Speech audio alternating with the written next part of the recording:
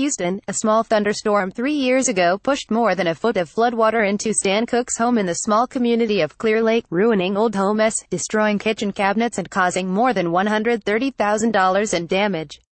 So when Hurricane Harvey dropped biblical amounts of rain on the region in August, he braced for the worst.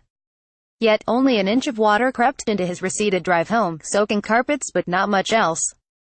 The reason for the drastic change, a new golf course turned lagoon-sized detention pond sprawling just beyond Cook's backyard. It's gorgeous, said Cook, 62, looking out at the complex of water, trees, pipes and culverts.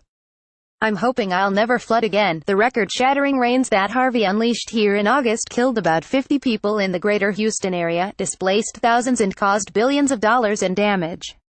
Ever since, residents and regional leaders have debated how best to rebuild neighborhoods to prevent future catastrophic flooding. Houston's robust development and lack of greenways and retention ponds to absorb heavy rainfalls have been eyed as key reasons the city inundated so drastically during Harvey. 2017's onslaught of disasters stretched FEMA to its limits.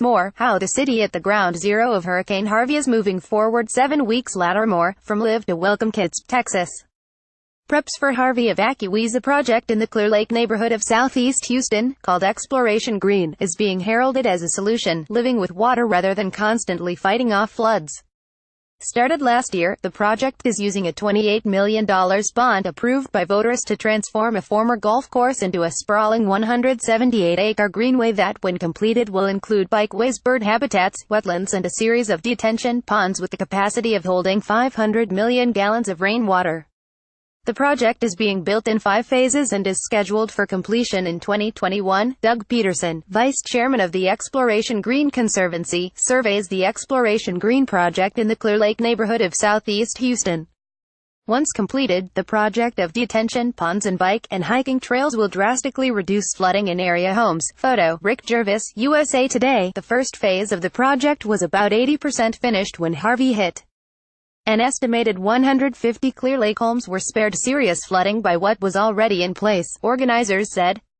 Though the project won't protect the neighborhood from the surge of a large storm coming inland from Galveston, it's a step in the right direction and could be replicated in coastal cities around the USA, said Jim Blackburn, a planner and environmental law professor at Rice University. It's the perfect example of the type of thinking that's out of the box, he said. It broke our mode, which is, every square inch needs to be developed. It's about living with water. Clear Lake City was developed in the 1960s. Around the same time, the nearby Johnson Space Center opened to run NASA's Manned Spacecraft Center.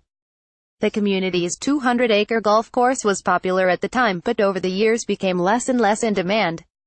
Clear Lake City was annexed by the city of Houston in 1977, but the area retained the Clear Lake City Water Authority. When its owners wanted to sell the old golf course, the Water Authority proposed buying the greenway and transforming it into a detention pond to cut down on future flooding. Clear Lake City Water Authority customers approved the $28 billion bond and Exploration Green was born. When complete, the project's detention ponds are expected to buffer around 3,000 area homes from flooding, said John Branch, president of the Clear Lake City Water Authority. The water has to go somewhere and it's better to go into a detention pond than into a bayou where it's just going to overflow, he said. Locals saw development in Houston and nearby Pasadena galloping toward them at the same time that bigger and more frequent rain events were occurring, said Doug Peterson, vice chairman of the Exploration Green Conservancy that was created to usher the project along. That mix of more concrete and stronger storms raised concerns the area could soon see the type of catastrophic flooding West Houston experienced during Harvey. It's a bad combination, he said.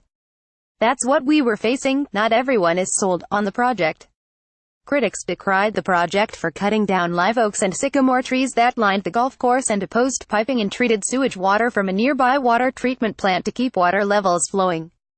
Carol Henning, spokeswoman with Friends of the Old Golf Course, which opposes the project, said she and others are skeptical the project will do what it proposes and it's such a high cost. The money would be better spent improving drainage lines and buying out homes prone to flooding, she said. It doesn't achieve the thing they say it does and it wastes a lot of money, Henning said. But for resident Beth DeMoss, proof of the project's effectiveness was as close as her backyard. The same 2015 storm that deluged Cook's home pushed more than a foot of water into DeMoss's backyard, with some seeping into her home. During Harvey, the street outside never went underwater and her backyard didn't flood at all. Soon after Harvey, she saw Branch, the water authority official, at church. I ran up to him and hugged him and said, "Thank you. My house didn't flood." Reader, share this story. https://usat.ly/2a4seer